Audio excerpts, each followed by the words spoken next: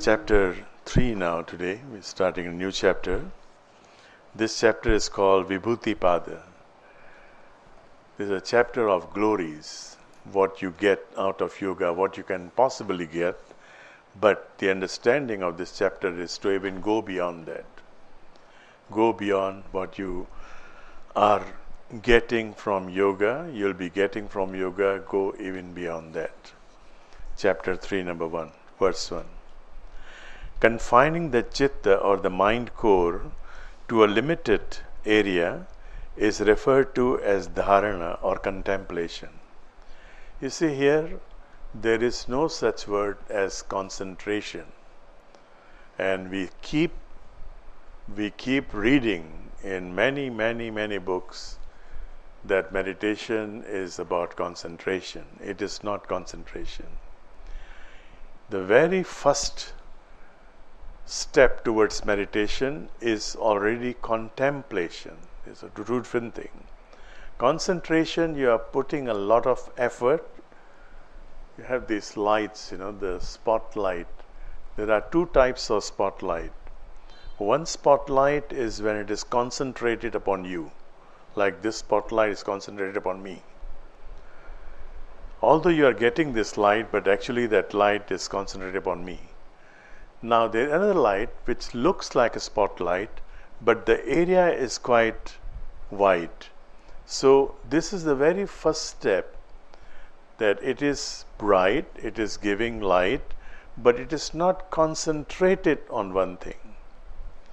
Concentrated on one thing is concentration, but when it is covering a certain area, although it is limited, spotlights are meant for limited area, but it is not concentrated towards one person.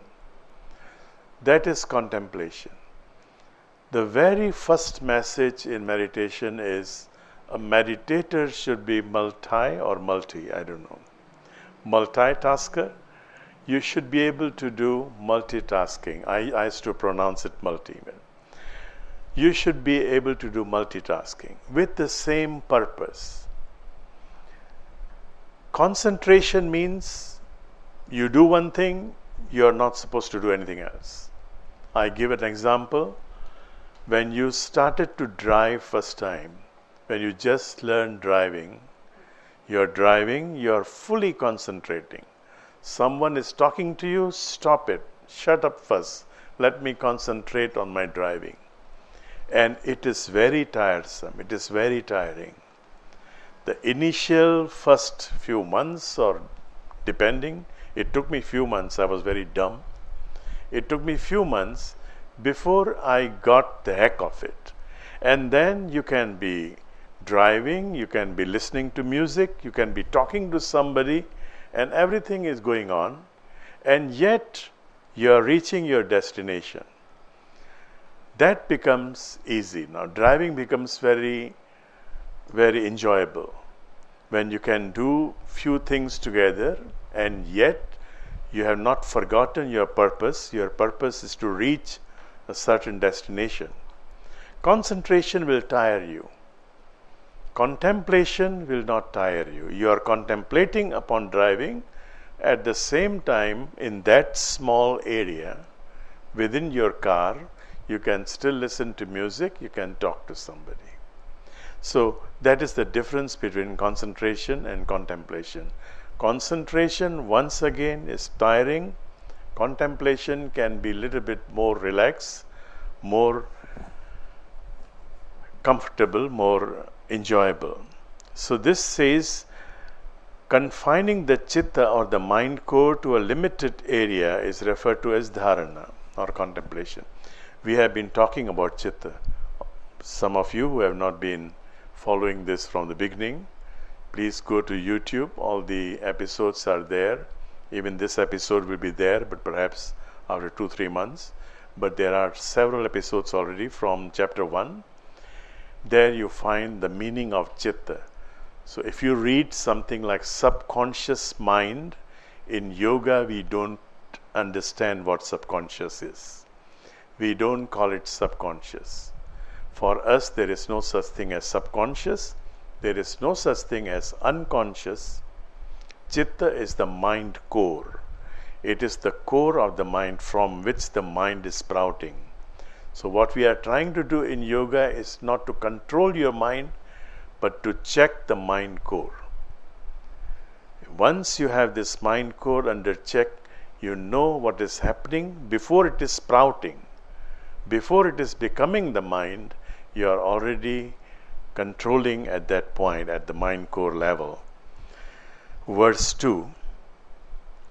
Ever focusing one's intention or consciousness at the mind core or chitta level upon the object or the purpose of contemplation is dhyana or meditation. Second step. After contemplation, then you go to meditation. Now here once again, ever focusing one's intention or consciousness at the mind core or chitta level upon the object or the purpose of contemplation. What is the purpose of your meditation? If you are meditating for health, it is not meditation. You are still at the level of contemplation. You are meditating for any other purpose, it is not meditation. The sole purpose of meditation has been given in the earlier chapters. The sole purpose is self-discovery. Who are you? What the hell you are doing here? Why are we here? What is the purpose of this life? These are the purpose. Other things, meditation is not meant for that. It is like you are having a gun and you want to kill a mosquito. It is not possible. You may have a beautiful, best gun available. You'll be killing others, not the mosquitoes. To kill a mosquito, you need something else. You don't need a gun. So you don't need meditation for other purposes. What we are doing here in the afternoon to take care of your stress, take care of your phobias, traumas, we have several techniques that we are sharing with you. All these techniques are meditative therapies. Meditative therapies, they are not meditation per se. Meditative therapies to take care, to cleanse your mind, and so it is easier for you to contemplate and to go into meditation. Verse 3. When the object or the purpose of dhyana or meditation alone remains with the chitta or mind core attending to the state of shunya or zeroness, total emptiness with no modification and no disturbances whatsoever, that is in reality its original swarupa or form, then samadhi, enlightenment, or the state of perfect equanimity happens. Once again, when the object or the purpose of dhyana or meditation alone remains. What is the purpose? The purpose is to know myself. The purpose is to know yourself. So once that alone remains, even the act of meditating is gone. It is the purpose alone remains, then you reach the state of enlightenment. And at that time your mind is shunya. Is shunya, there is no modification, no changes. Now this will not remain all the time. It will not remain all the time. It may remain for a few seconds, it may remain for a few minutes, and then you come back to your normal consciousness. But once you reach there, it will be easier for you to program yourself to reach there whenever you want to reach. It is just like, I've never climbed mountains, but I keep hearing from people who are climbers. Once you reach certain altitude, people go in for hiking and trekking, 4,000 meters above sea level, I think about that much. So they said to me that we are used to this kind of thing, and so nothing is happening to us. But we, living at the zero level, you go there, you can go blank. You can go blank, you don't remember anything. You just reach Leh, you just reach Ladakh or Tibet.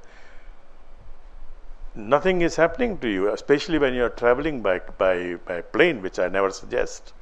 It's better to travel by car or by road, so you are getting used to the climate very comfortably. Yeah? Altitude. But if you are traveling by plane from Delhi, we went to Leh from say 500 meters above sea level to 4,000 meters above sea level. It's shocking. But once I have been to Leh, once I have been to Tibet, which is also about 4,000 plus, next time I go there, it's not bad. It's not that bad. So this is same thing. Once you have reached that state of enlightenment, then it will be easier for you to reach that state anytime. Number 4. Collectively, these three, dharana or contemplation, dhyana or meditation, and samadhi or enlightenment is called samyam or self-disciplinary codes bound together, 3 in 1. These three are happening at the same time actually. Contemplation, unless you are not doing contemplation. If you are doing concentration, then you will not reach the second stage. But if you are already starting with contemplation, then the next step, the next stage is reached very comfortably and very naturally. You get into meditation and you get into samadhi. This is what we are doing every Thursday. The inner journey guided meditation that we have, it's a very advanced technique. You may at the outset you may think it is same like mindfulness, but it is not. We are not concentrating. In mindfulness meditation, you are concentrating. You're feeling your body, you're feeling your feelings, you're feeling everything, you are actually concentrating. Meditation, first of all, is not mindfulness. It's a misnomer. It is going beyond the mind. It is correcting the mind from the core level and then go beyond it. So what we do every Thursday is that, first of all, we are using our breath as a tool, but we are not focusing only upon the breath. That is the difference. If you have some thoughts, don't fight them. Come on Thursday to experience that. If you are not, anybody who has not been here on Thursday? Yeah? Okay, so this Thursday you'll get to have that meditation. We are still around. So we are not concentrating on our breath, on the breathing process. No. If the thoughts are coming, fine. Thoughts are coming, let them come. Don't fight your thoughts, don't fight your mind, and then slowly go back to your breathing. So that is contemplation. And then next stage is meditation. That happens by itself. And when you are lying down, at that time samadhi, you go beyond mind. You go beyond your mind. That happens, and that samadhi at that level, when you reach that, what you feel is ananda. Ananda is pure bliss. It's not happiness, it's not pleasure, it's not just joy. For want of the word, in English, we use the word pure bliss, we use the word like true joy, but Anand is a state where there are no disturbances. Your mind is not disturbed by anything. There will be sounds outside. Somebody can be shouting outside. There will be smells outside. You are not disturbed. All those things are there. All those things are there. Once you reach that state, when you come back in your normal life, you are doing your work, you are doing anything, we'll come to that also. You will not be affected by the external factors. So the whole purpose of meditation is not what you are doing here now, what you'll be doing on Thursday, no. The impact of what you are doing in your daily life, that is more important. So collectively these three, dharana, dhyana, contemplation, meditation, samadhi, enlightenment, is a disciplinary thing, self-disciplinary, and it's called samyam. Samyam means to discipline yourself.